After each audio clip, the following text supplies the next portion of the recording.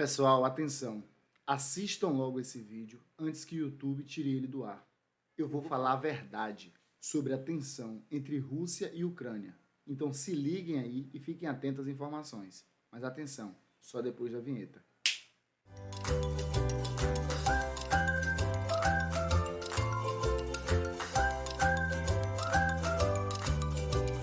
O mundo tem acompanhado com apreensão a possibilidade de invasão russa ao território ucraniano. Você chega do trabalho, liga a televisão, russos tentam invadir a Ucrânia. Você chega da escola e abre o computador e ouve, Rússia tenta invadir a Ucrânia. Você vai na rua para pagar uma conta, um momento de lazer, visitar um amigo e quando retorna, pega o celular e vê, Rússia tenta invadir a Ucrânia. Quem controla a informação no mundo está com muito interesse de que a opinião pública se volte contra o maior país do planeta, que é a Rússia. Por que a Rússia iria invadir a Ucrânia? A Ucrânia está lá quieta, no canto dela, e de repente os russos querem invadir a Ucrânia? O que é isso? É demonstração de poder, demonstração de força? O que a Rússia representa para a Ucrânia? Todo esse desdobramento entre Rússia e Ucrânia, na verdade, são resquícios do que ocorreu durante a Guerra Fria. O período onde o mundo esteve sob a tutela e a influência de duas superpotências. De um lado, os Estados Unidos com o bloco capitalista, do outro, a União Soviética com o bloco socialista. E dentro do bloco da União Soviética, a Ucrânia fazia parte.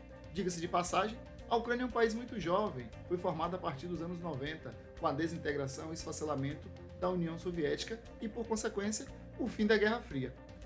No período em que esteve sob a tutela dos russos, a Ucrânia recebeu incentivos econômicos, recebeu infraestrutura, recebeu diversos equipamentos e a principal herdeira da União Soviética, que é a Rússia, não ia simplesmente abrir mão de uma influência como essa. Mas o buraco é muito mais embaixo do que a gente possa imaginar.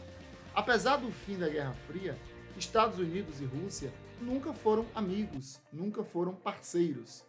E o desejo de um se sobrepor ao domínio do outro sempre existiu. O que acontece nesse episódio especial envolve uma disputa territorial, a questão econômica e também relacionada às fontes de energia. Como assim, professor? É muita informação e eu não estou conseguindo cruzar esses dados. Entendam bem. Hoje, atualmente, no momento que você está assistindo esse vídeo, o principal fornecedor de gás para a Europa é a Rússia. E o gás é fundamental para a economia, para a vida dos europeus.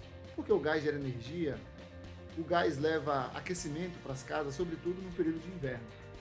E a Rússia, em parceria com a Alemanha, estava em construção de um mega gasoduto que iria facilitar o transporte desse gás até o velho continente.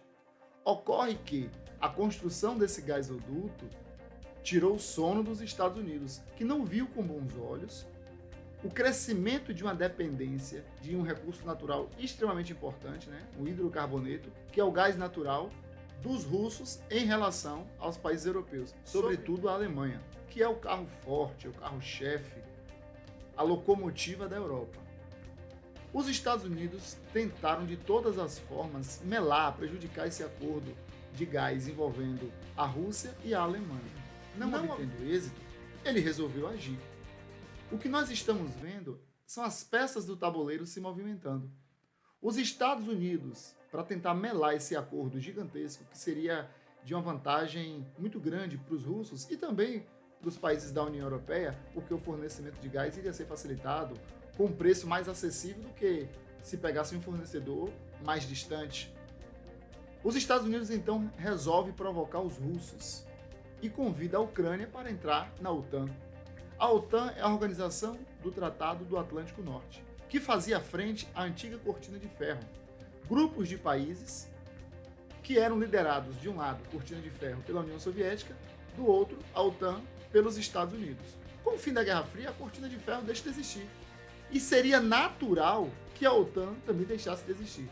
Mas, ao contrário disso, a OTAN amplia, cresce na sua zona de influência, cresce no número de membros e se torna uma ameaça para os objetivos russos.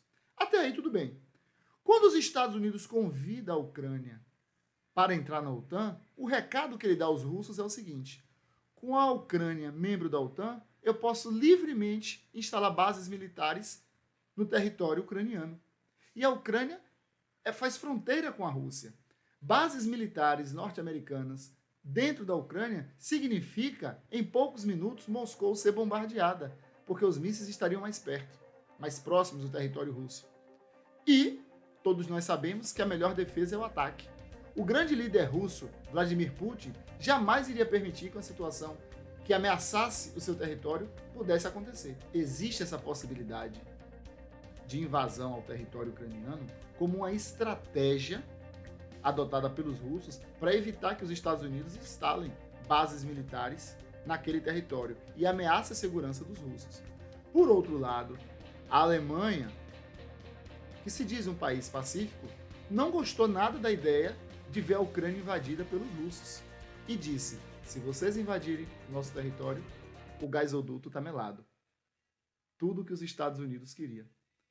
Então, as peças do tabuleiro se movem, há esse jogo de influência, toda hora a mídia cumpre o seu papel podre de desinformar a população e de passar apenas uma visão dos fatos, como se a Rússia fosse a maldade em pessoa e os Estados Unidos querendo fazer um acordo, querendo estabelecer a paz, o diálogo. Logo eles que invadiram a Síria e estão matando as pessoas com extração ilegal de petróleo.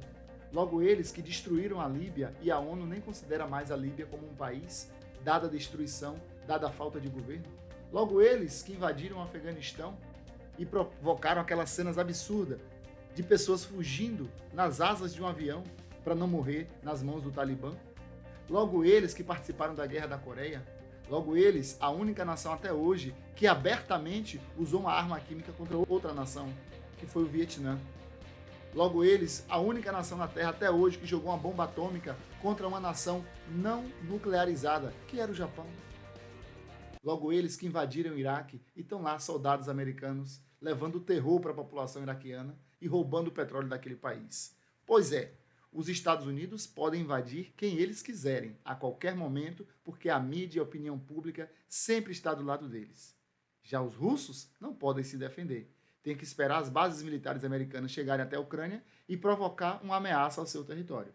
Mas Vladimir Putin não está nem aí para a opinião pública. Coloca o exército russo de prontidão e dá o recado aos Estados Unidos: aqui quem manda sou eu.